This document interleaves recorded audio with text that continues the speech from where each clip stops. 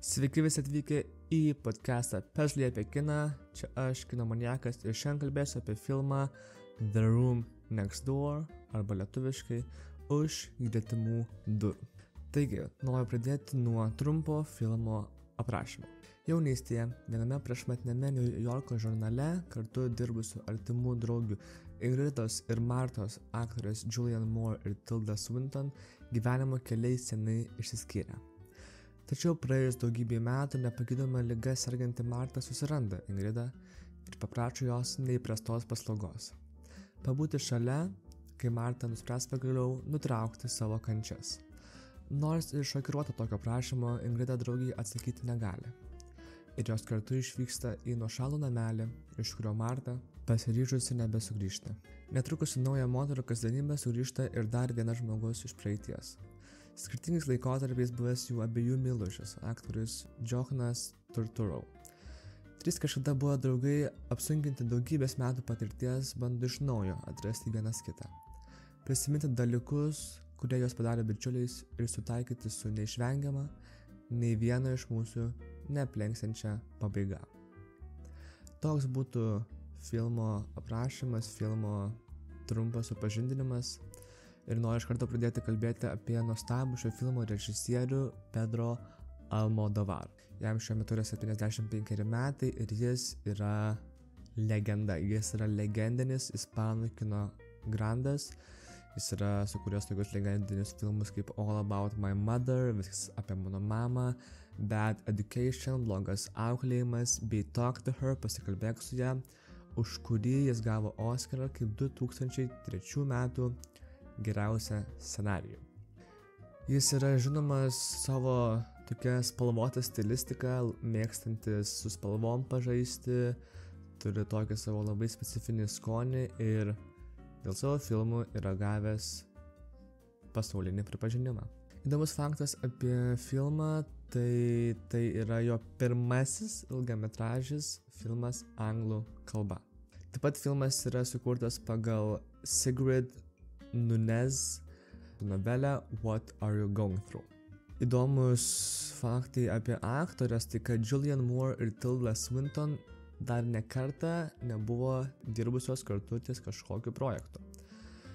Jos jau senai norėjo dirbti kartu, tačiau manė, kad svajonė jų niekada neišsipildys.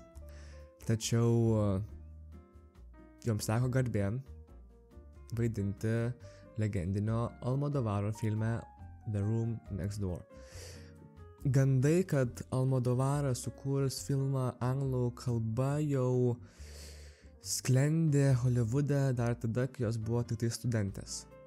Ir tikrai buvo daug norinčių vaidinti jo sukurtus personažus, tačiau būtent šioms dviem nuostabioms aktoriams teko ši garbė.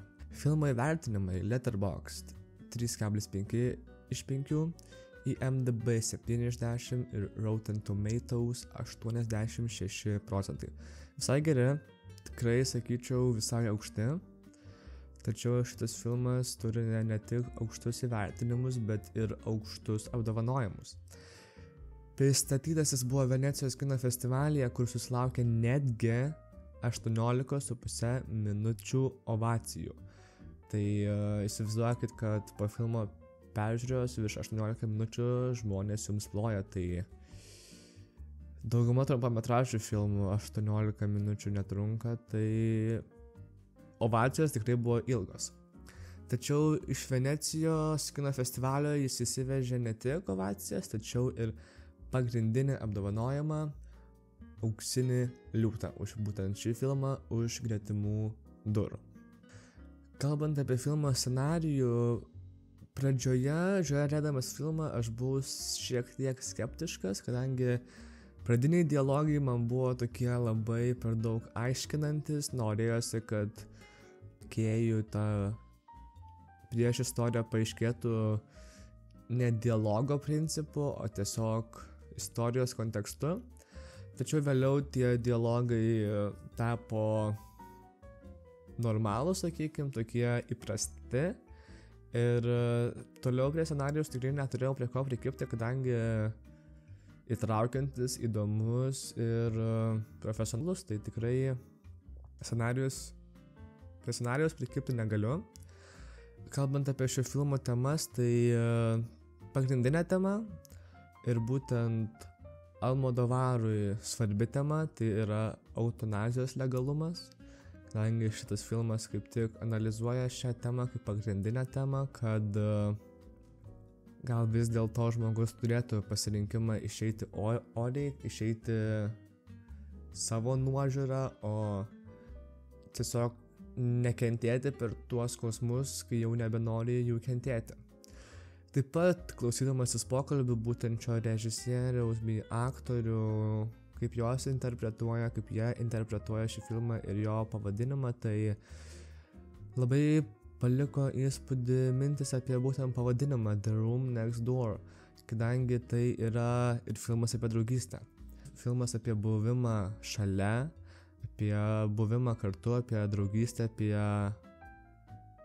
apie norą padėti, apie galimybę padėti. Ir būtent režisierius, jeigu neklystu, susiejo tą pavadinimą ir su geopolitinė situacija pasaulyje. Ir tikrai tas filmas nėra tik apie, sakykime, eutanaziją ir jos legalumą, svarbą pasaulyje, tačiau ir apie šiek tiek daugiau. Kuo šitas filmas man išsiskyrė, tai savo tokiu labai stilizuotų veiksmų aplinka, kadangi Almodovaras turi tokią gerą skonį, tad ir filmas yra, sakykime, labai stilizuotas, labai aplinka yra skoninga, su skoniu, turime tokias ryškias, tačiau labai pritinkančias spalvas. Šitas filmas pradžioje, kai aš jį žiūrėjau, man jis kažkaip buvo toks sau, tačiau čia vienas iš tų filmų, kur man tiesiog reikėjo, kad jis susigulėtų, mintis susivaikščiotų, kur jos turi susivaikščioti ir tikrai prie jo prikipti negaliu, kadangi tikrai yra geras filmas. Kodėl rekomenduočiau? Kaip minėjau, legendinis režisierius Pedro Almodovar, legendinės aktorės Julianne Moore ir Tilda Swinton. Labai įdomi istorija. Taip pat turim labai įdomius kadrinius pasirinkimus. Turime operatoriaus nuostabų darbą. Ir taip pat manau, kad šitas filmas tikrai bus nominuotas Oskarui. Gal net keliems. Tad rekomenduoju pasižiūrėti.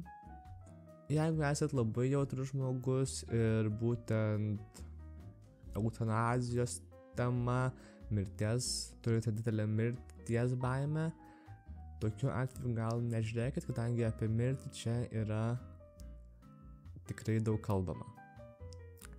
Šiandien tiek, tikiuosi, kad sudominau, tikiuosi, kad nueisit pasižiūrėti šį nuostabų filmą. Čia buvau aš, Kinomaniakas, podcastas, tinklalaidė Pesliai apie kiną. Ir iki.